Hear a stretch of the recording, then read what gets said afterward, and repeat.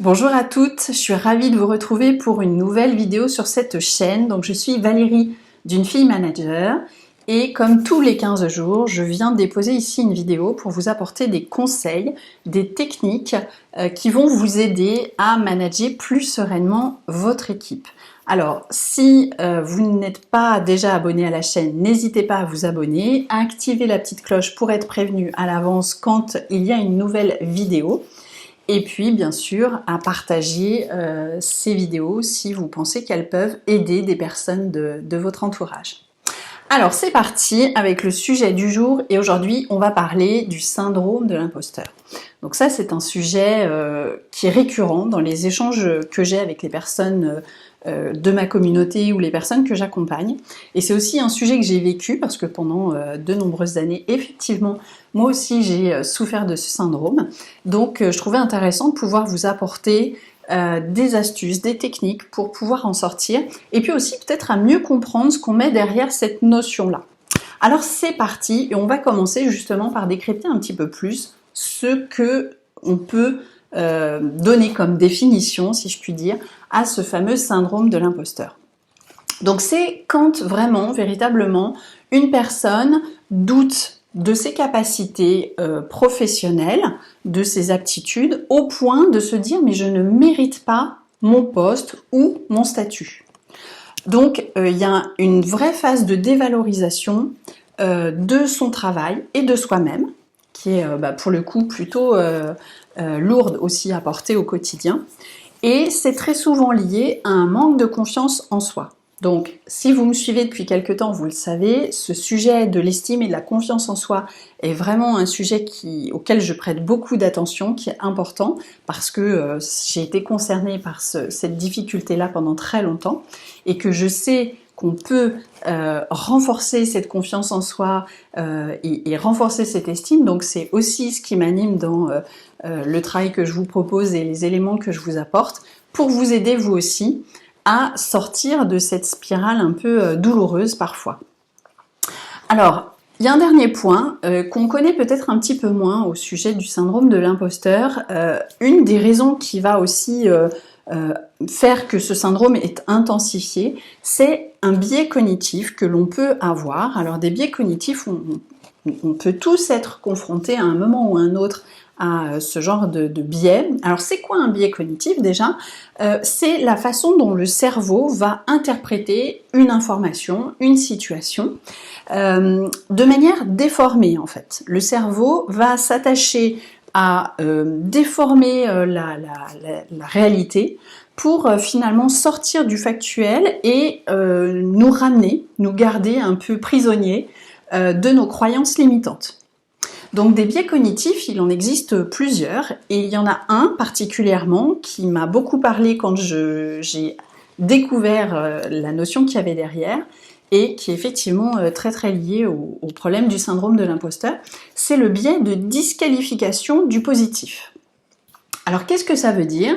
Eh bien ça veut dire que non seulement on vient minimiser ses réussites, on se dit que ouais bon c'était facile ou non mais finalement j'ai réussi mais c'était un coup de chance, donc là on est bien dans notre biais de disqualification du positif. Mais ça peut être aussi quand quelqu'un va nous faire un compliment ou un retour positif, eh bien on ne va pas l'entendre, on ne va presque pas l'accepter ce retour positif parce qu'on se dit bah tiens, la personne qui me fait ce retour, bah soit elle me connaît pas très bien, donc en fait elle se rend pas compte, hein, j'ai plein de défauts, et puis en fait si cette personne me connaissait bien, elle saurait qu'en fait je suis pas forcément la bonne personne pour ce poste, par exemple. Ou ça peut être le fait de se dire bah tiens, cette personne elle me dit ça, mais peut-être qu'elle le pense pas vraiment, donc finalement bah, le compliment on l'accepte pas, on ne l'entend même pas. Donc ça c'est vraiment un fonctionnement de notre cerveau dont il faut avoir conscience pour pouvoir aller lui botter les fesses, et c'est ce qu'on va faire aujourd'hui pour essayer de sortir du syndrome de l'imposteur et venir sortir de ce biais cognitif. Alors du coup on va rentrer dans les techniques, les astuces que j'aime bien, et on va commencer avec la première stratégie. J'en ai 4 à vous livrer. Donc la première stratégie, c'est déjà d'accepter finalement votre profil professionnel. Si vous êtes manager d'une équipe, c'est que vous avez un certain nombre de compétences et qu'on vous a choisi, on vous a sélectionné pour ce poste et qu'il y a donc de bonnes raisons pour que vous soyez là. Donc effectivement, ce que je vous propose, c'est d'avoir conscience de manière plus précise, de manière plus objective aussi, de vos compétences, vos qualités, vos ressources, et puis peut-être aussi de vos axes d'amélioration. Donc, je vais vous inviter à prendre une petite feuille, un crayon et à noter en fait toutes vos compétences. Et aussi à côté de pouvoir, dans une autre colonne, noter vos axes d'amélioration. Pourquoi c'est important de le faire par écrit? Eh bien déjà parce que en fait, vous le sortez de votre tête et le fait de l'écrire, de le voir noir sur blanc, ça va vous aider à concrétiser les choses, à les matérialiser. Et puis à prendre du recul par rapport à ces compétences et de vous dire « Ah ouais, finalement, c'est pas si mal ». Et peut-être d'accepter plus facilement, effectivement, de voir cette réalité en face. Et puis le fait de voir vos axes d'amélioration, ben, ça peut vous challenger en disant « Tiens, cette année, je vais me concentrer sur ce point pour améliorer cette compétence ». Et du coup, quand vous allez travailler sur vous et que vous allez faire évoluer vos compétences, là, ça va aussi vous permettre de muscler, de renforcer votre confiance en vous. Donc ça, c'est vraiment super important et je vous invite à le faire assez régulièrement, au moins une fois chaque année, pour prendre conscience vraiment pleinement de vos aptitudes et aussi de vos axes d'amélioration. Deuxième astuce, c'est de vous libérer des pensées négatives. Alors, on a commencé à l'évoquer avec le biais cognitif. Quand on est face à une situation, on va sans doute avoir un certain nombre de pensées qui nous mettent mal à l'aise et qui font qu'on rentre dans ce syndrome de l'imposteur. Donc, les pensées négatives, eh bien, on va essayer d'en sortir en les retournant finalement pour pouvoir identifier des pensées plus positives. Alors, je vais vous prendre un exemple pour que ce soit plus clair parce que c'est un exercice qui n'est pas si évident que ça et pourtant qui est vraiment génial. Moi, je le fais très souvent en coaching avec mes clientes parce que je sais à quel point c'est puissant. Mais effectivement, tout seul, c'est pas toujours simple. Donc, on va prendre un exemple. Vous êtes peut-être face à une personne ou à un groupe, une nouvelle équipe qui peut-être est plus expérimentée que vous ou a plus d'ancienneté que vous dans l'entreprise. Et vous êtes leur responsable hiérarchique. Peut-être que les pensées négatives qui vont vous venir, ça va être de vous dire de toute façon, j'ai rien à leur apporter. Et puis, je serai pas crédible auprès de cette équipe parce qu'ils sont plus anciens, plus expérimentés. Et puis, peut-être que je vais tout foirer et je vais pas y arriver, etc., etc. Donc là, c'est bien vos pensées négatives qui vous poussent vers ce syndrome de l'imposteur, qui vous donne le sentiment de ne pas être légitime. Donc là, on identifie ces pensées et on va essayer de les retourner comme une crêpe. Donc, on va les retourner pour en faire une pensée plus positive. Et si je reprends mon exemple, ça pourrait donner quelque chose du style « Ok, j'ai une équipe de personnes qui sont plus anciennes que moi dans l'entreprise, qui ont plus d'expertise ou d'expérience que moi sur tel et tel sujet. C'est super, je vais pouvoir m'appuyer sur eux si j'ai des questions. Et puis surtout, on va être complémentaires parce que moi, j'ai d'autres compétences et je vais pouvoir leur apporter d'autres choses. Donc tout ça va faire qu'on va avoir une équipe solide qui va construire ensemble et ça va être super. Et là, effectivement, je suis sur un système de pensée qui est beaucoup plus ressourçant, qui ne va pas me tirer vers le bas et me limiter, mais au contraire, qui va m'aider à avancer et qui va me tirer vers le haut. Troisième astuce, c'est de prendre conscience et de vous appuyer en fait sur vos ressources, sur vos réussites, pardon.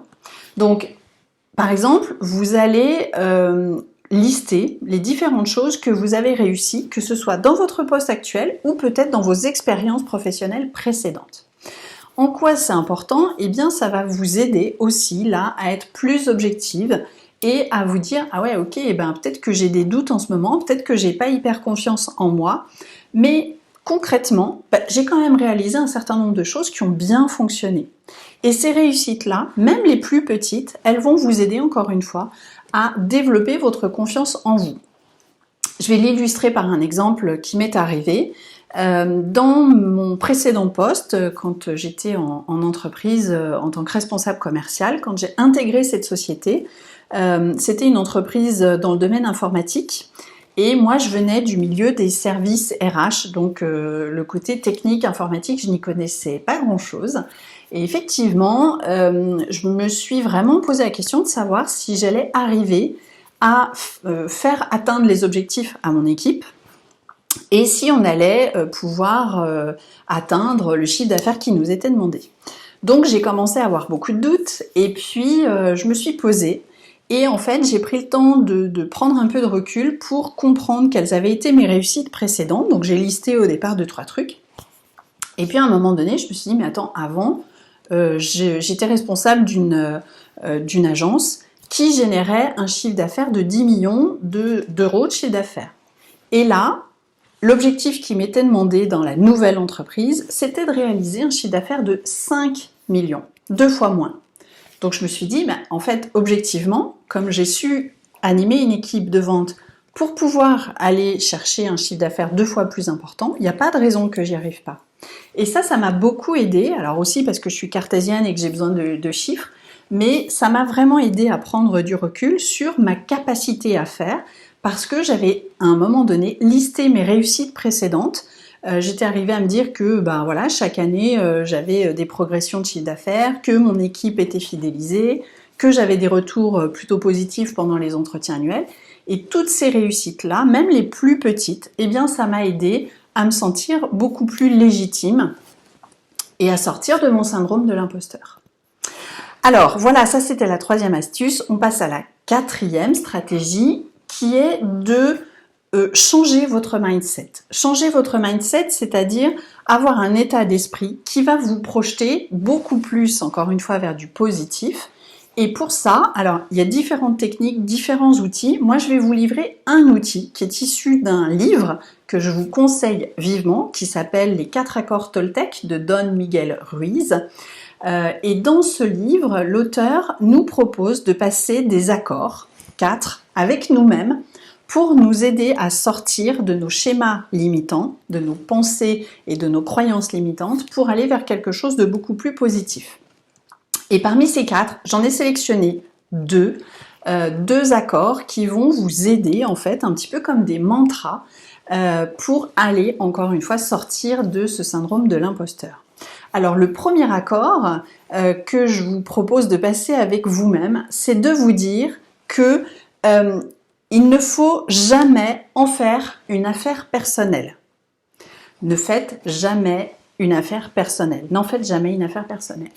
Qu'est-ce que ça veut dire? Ça veut dire que si vous avez un retour, par exemple, d'un de vos collaborateurs ou d'un de vos collègues, un retour qui n'est pas forcément très positif ou qui n'est pas celui que vous attendiez, eh bien, plutôt que de vous dire « Ah ben voilà, ça confirme bien, hein, je suis tout à fait nulle, je suis pas faite pour ce poste, etc. etc. » c'est plutôt de vous dire « Ok, cette remarque, cette critique peut-être que je viens de recevoir, eh bien la personne qui la formule a sans doute ses propres doutes, ses propres craintes, et ce qu'elle est en train de me dire, c'est plus lié à ses doutes et à ses craintes à elle que ce qu'elle pense vraiment de moi. » Et en fait, le fait de vous dire « je n'en fais jamais une affaire personnelle », ça vous aide à garder une bonne distance entre les critiques et qui vous êtes vraiment. Donc, n'en faites jamais une affaire personnelle, c'est vraiment de laisser les critiques aux autres, à la personne qui le formule, c'est son problème à elle si elle a envie de vous critiquer, c'est son avis à elle et qui, encore une fois, est sans doute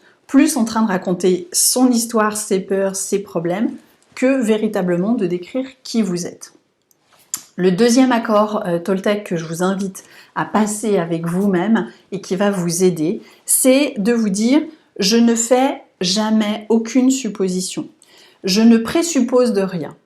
Pourquoi? Eh bien parce qu'on a tous tendance dans notre tête à se faire des petites idées en se disant « ah bah oui mais si je fais ça, eh bien les personnes en face de moi vont réagir de telle ou telle manière ». Ou bah tiens, si je suis pas à la hauteur par exemple pour répondre à une question, eh ben mon équipe va penser que je suis nulle. Mais en fait, on n'en sait rien. On n'est pas dans la tête de notre interlocuteur, de nos collaborateurs, de notre équipe. Donc, ça sert à rien de faire des présuppositions sur ce qu'ils vont penser, sur ce qu'ils vont se dire, sur ce qu'ils vont faire. On ne sait pas. Donc, autant prendre du recul encore une fois, se dire « Ok, je ne fais jamais aucune supposition. » Et si vous avez besoin de savoir ce qu'ils pensent réellement de vous, ben posez-leur la question, tout simplement. Et ça peut être, au moment des entretiens, par exemple annuels d'évaluation, de leur demander ce qu'ils pensent de vous en tant que manager, ce qu'ils ont comme attente vis-à-vis de vous, ce qu'ils aimeraient que vous amélioriez dans votre communication, par exemple, etc., etc. Mais ne faites jamais de présuppositions, de suppositions sur ce que les gens pensent de vous. Alors voilà, on arrive au bout des 4 stratégies que je voulais vous livrer. J'espère en tout cas que cette vidéo vous est utile pour vous aider à mieux comprendre, identifier ce syndrome de l'imposteur et vous aider progressivement à en sortir. N'hésitez pas à me dire en commentaire laquelle des 4 stratégies vous avez envie d'essayer. Et puis, bien sûr, pensez à mettre un petit like, ça encourage aussi le contenu de cette chaîne YouTube. Et puis, mon équipe et moi, ça nous permet de savoir quels sont les sujets qui vous intéressent le plus et bien sûr de vous proposer toujours plus de contenu de qualité. En tout cas, moi, je vous remercie beaucoup de nous suivre.